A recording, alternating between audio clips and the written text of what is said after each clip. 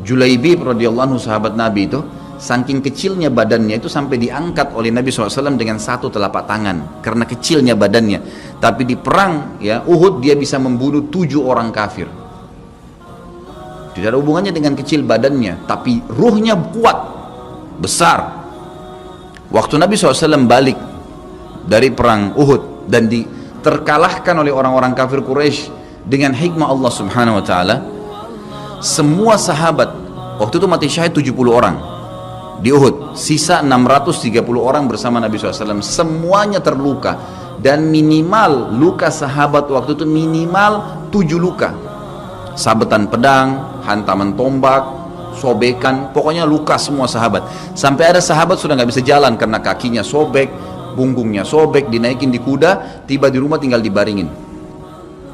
Lihat bagaimana para sahabat mengetahui bagaimana hubungannya dengan Allah Subhanahu Wa Taala dengan ilmu yang sudah tertanam yang Nabi SAW tanamkan dalam hati mereka, bisa mengubah segala sesuatu. Subhanallah, tiba pulang menjelang maghrib ke kota Madinah, istirahatlah para sahabat ini, mereka lagi obatin obat luka mereka. Nabi SAW dapat wahyu menyuruh Nabi SAW dan para sahabat keluar mengejar Quraisy.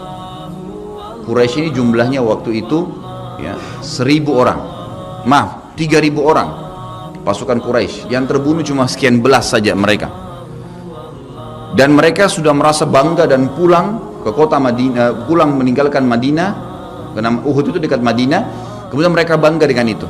Keesokan paginya habis sholat subuh kata Nabi SAW, wahai sahabat-sahabatku, Allah Azza wa Jalla memerintahkan kita untuk mengejar Quraisy. Maka pulanglah masing-masing kalian di suku kalian, lalu motivasi siapapun yang ikut kemarin di Uhud, semua, mau sakit, mau enggak, mau luka, mau enggak, tapi ini luka semua nih, minimal punya 7 luka ya. Kita kadang-kadang mungkin kuku kita kecabut aja sudah susah ke masjid, ini sabetan pedang, sobek, rusak semua tubuh mereka. Dikatakan dalam riwayat sampai para sahabat ada yang tidak bisa ngomong karena sudah kesakitan yang luar biasa. Kata Nabi SAW, semua yang ikut di Uhud kemarin keluar lagi, 630 orang semua harus keluar. Bagaimana caranya? Pokoknya ngumpul keluar, perintah Allah. Coba bayangin, kita kadang-kadang habis olahraga saja capek, diajak keluar sama istri atau diajak keluar sama suami, kita sudah nggak mau keluar, capek biasa olahraga, atau mungkin penat, capek duduk di kantor mau istirahat. Ini habis perang, badannya disabet-sabet, diajak berperang lagi nih. Apa yang terjadi teman-teman sekalian? Pulanglah pimpinan-pimpinan suku sahabat ini, dimulai dengan Sa'ad bin Mu'adz radhiyallahu anhu, sahabat Nabi yang mulia, luar biasa ini. Orang ini pada saat meninggal, kata Nabi SAW, goncang arsy-Nya Allah dengan meninggalnya Sa'ad. Saat pulang ke kaumnya lalu berkata, wahai kaumku, sesungguhnya Nabi SAW menyuruh kalian untuk kembali menyerang Quraisy. Pada saat itu mereka lagi ngumpul saling ngobatin luka, dan di depan mereka yang saling ngobatin luka itu adalah Usaid bin Khudair, sahabat Nabi yang mulia. Ini sahabat Nabi yang satu dari Aus ini, kalau membaca Al-Quran malaikat turun dari langit dengerin bacaannya, luar biasa. Lagi ngobatin lukanya sambil dia berkata, waktu dikatakan Nabi SAW menyuruh kalian mengejar Quraisy, kata Usaid bin Khudair lagi ngobatin lukanya, sami'na wa ata'na, kami dengar dan kami patuh, ditinggalin lukanya.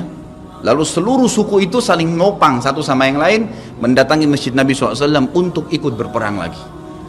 Nggak ada satupun yang tinggal. Ada yang luar biasa, saya terus terang nangis waktu dengar kisah itu, luar biasa. 2 orang anak muda Ansar, saya setiap kenang kisah ini selalu nangis, nggak bisa tahan karena luar biasa.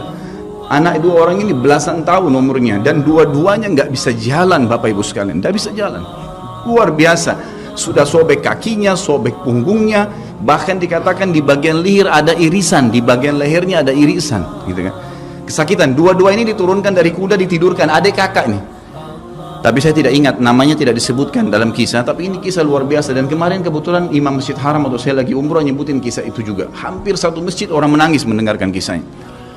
Dia mengatakan, waktu sampai ke telinga adik kakak ini umurnya belasan tahun ya, di bawah 20 tahun.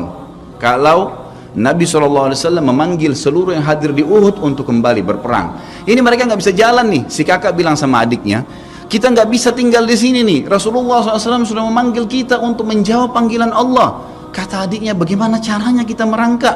Bagaimana caranya kita ke sana? Nggak ada yang bisa nopang. Ini berdua lagi sakit. Mereka cuma tinggal sama ibunya. Lalu berkata si kakak, sekali saya seret kamu, sekali kamu seret saya. Mereka saling seret satu sama yang lain, Bapak Ibu sekalian, sampai di hadapan masjid Nabi SAW. Lihat bagaimana iman mereka kepada Allah Subhanahu Wa Taala, luar biasa. Dan ini tidak bisa kecuali kalau dipaksakan. Kalau tidak dipaksakan nggak bisa. Semoga Allah SWT jadikan kita orang yang selalu memaksakan diri untuk ibadah.